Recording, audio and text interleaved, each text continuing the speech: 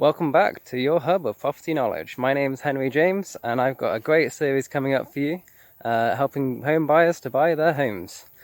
So my first tip in a series of 6 will be to set the budget. This is a very important first step when buying your first home, and ultimately it sort of comes down to sort of 2 separate categories that buyers fall into. First, those that will be buying with cash.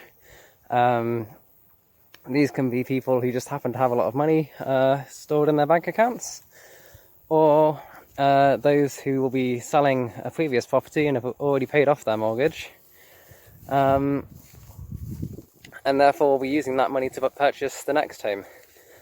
For these buyers, it's a very simple process. They simply need to either examine how much they have in their bank account or get a sort of market appraisal from an estate agent when looking to sell, and they should get an estimate of the value of their property, and that will sort of guide them in the sort of price range that they can afford when buying their next home. For those who will be selling, they may also have some savings. They may want to take that into consideration when sort of looking at the value of the house that they'll be buying. So the next category, which is the more complicated category, are those buyers who are looking to buy for their new home using a mortgage.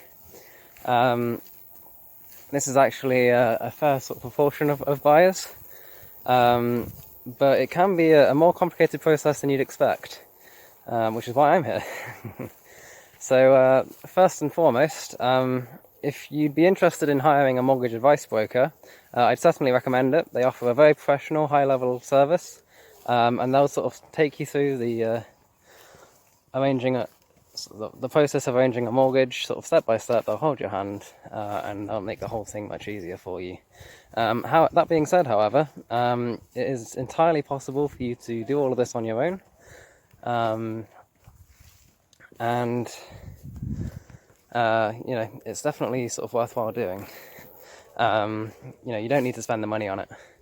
So if you were to sort of take the route of doing it yourself, the first thing you'd need to do is contact your local bank or building society and decide whether or not their mortgage offering, their package is the right deal for you. You can do that just by searching online and doing your own research, at which point you'll be able to get a decision in principle from the bank or building society, and they'll be able to from there you'll sort of see a ceiling price of the amount that you could spend on your next property.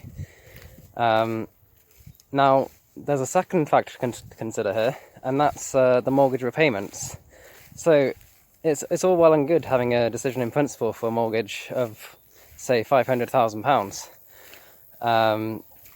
But if you've sort of not got the monthly income to support that and to be able to pay that off each month, you're going to have some real trouble. So it's important to consider your monthly income, your monthly outgoings, and how much money you have left over at the end of each month. If you rent, it might be a good idea for you to consider your monthly rental outgoings and trying to sort of match your mortgage to that as sort of a guide.